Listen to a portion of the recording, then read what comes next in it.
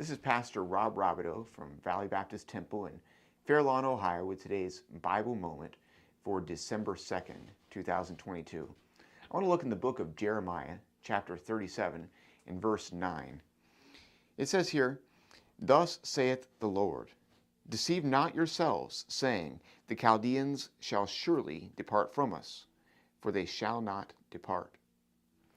Here in this passage, we have the children of Israel. They've turned against God, they've sinned, and now it's a time of judgment. And the Chaldeans are coming to carry out God's judgment and God's wrath on them, if you will.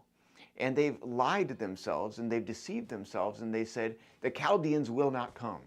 They deceived themselves into thinking that the judgment of God would not come to them. And we see this in our society in a number of different ways. People deceive themselves and they say, I believe this is not going to happen, or I believe this will happen, even though all the evidence points to that thing actually happening. I remember when we lived in Nepal, we would have a number of young men that would travel overseas to do work.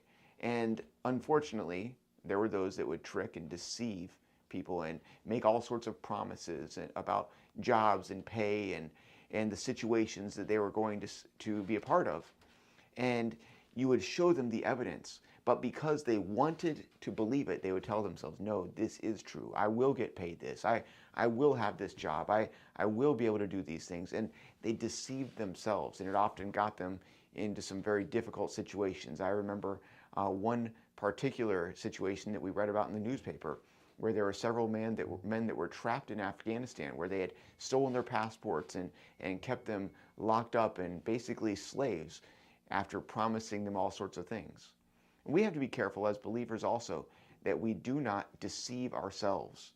In this case particularly, we need to be careful that we do not deceive ourselves into thinking that God's judgment is not real. One day, we will stand before God, and we will give an answer for our actions and what we've done here in this life. Let us not deceive ourselves. That's today's Bible